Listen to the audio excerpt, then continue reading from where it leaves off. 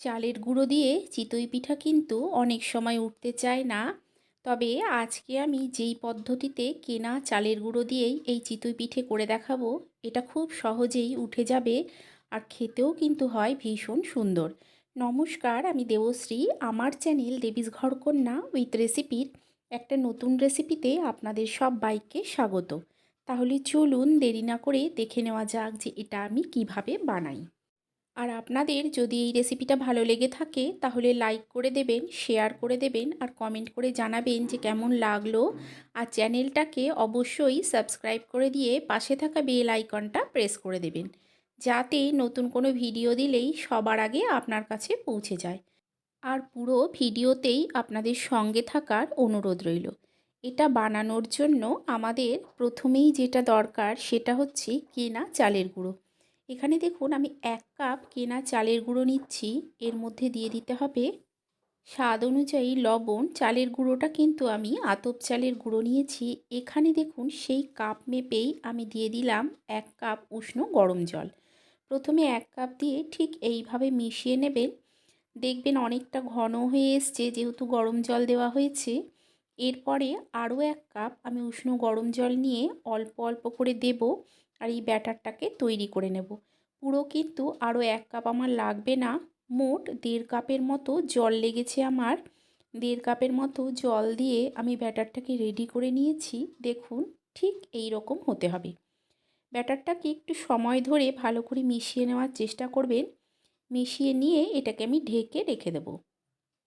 ততক্ষণ অন্যদিকে দেখুন একটা জায়গায় আমি কিছুটা দুধ গরম বসিয়ে দিয়েছি। গ্যাসের ফ্লেমটাকে মিডিয়ামে করে দুধটাকে আমি ফুটিয়ে নেব। একটু সময় ধরে এই দুধটাকে ফুটিয়ে নিতে হবে।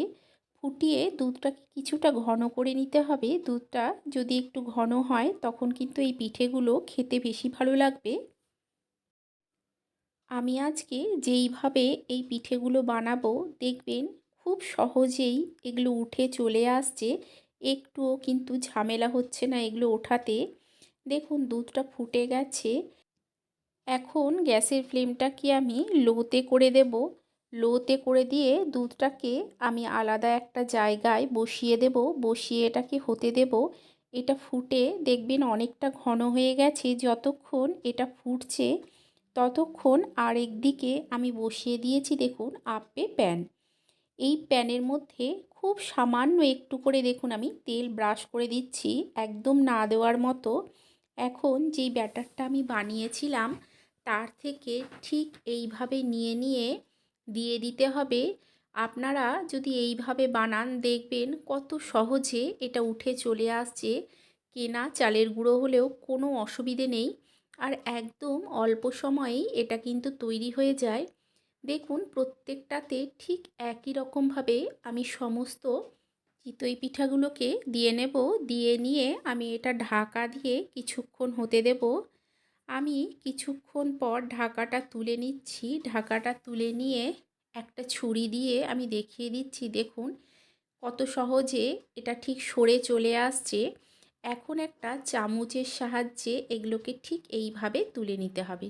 দেখুন কত সুন্দর কিন্তু জালিও তৈরি হয়েছে। ঠিক এই রকম কিন্তু জালিও তৈরি হবে। সমস্ত পিঠেগুলোকেই আমি একই রকমভাবে তুলে নেব। তুলতেও কিন্তু কোনো অসুবিধে হবে না। এদিকে দেখুন দুধটা ফুটে অনেকটা ঘন হয়ে গেছে। এখন একে একে সমস্ত এই পিঠেগুলোকেই দুধের মধ্যে দিয়ে নিতে হবে। দুধটা ফুটতে ফুটতেই কিন্তু সব পিঠেগুলোকে দিতে হবে। দেখুন দুধটা ফুটতে ফুটতেই আমি সব পিঠেগুলোকে দিয়ে নিলাম। এখন এখানে দিয়ে দিচ্ছি আমি খেজুরের গুড়। এই সময় খেজুরের গুড়টা দিলেই কিন্তু বেশি স্বাদ হয়। আমি এখানে আমরা যতটা মিষ্টি খেতে পছন্দ করি সেই অনুযায়ী খেজুর গুড়টা দিলাম। আপনারা যতটুকু মিষ্টি পছন্দ করেন সেই অনুযায়ী মিষ্টিটা বাড়িয়ে অথবা কমিয়ে দিতে পারেন। অনেক সময় খেজুর গুড় দিলে কিন্তু দুধ কেটে যায়, সেক্ষেত্রে আপনারা আগে কিছুটা দুধের মধ্যে গুড় ফুটিয়ে দেখে নিতে পারেন যে দুধটা কাটছে কি কাটছে না। এখন কি করব, গ্যাসের ফ্লেমটাকে আমি মিডিয়ামে করে দেব। মিডিয়ামে করে দিয়ে এই পিঠেগুলোকে 5 মিনিটের মতো ফুটিয়ে নিতে হবে। এতে কি হবে, পিঠের মধ্যে দুধটা কিন্তু খুব সুন্দরভাবে ঢুকে যাবে। দেখুন গ্যাসের ফ্লেমটাকে আমি মিডিয়ামে করে ভালো করে ফুটিয়ে নিচ্ছি। ফুটিয়ে নিয়ে আমি গ্যাসের ফ্লেমটাকে বন্ধ করে ঢাকা দিয়ে সারা রাত এটাকে রেখে দেব। আমি সারা রাত পর দেখুন আপনাদের সার্ভ করে দেখাচ্ছি যে কত সুন্দর তৈরি হয়ে গেছে। আপনারা অবশ্যই একবার এইভাবে বানিয়ে খাবেন, আশা করছি আপনাদেরও ভালো লাগবে।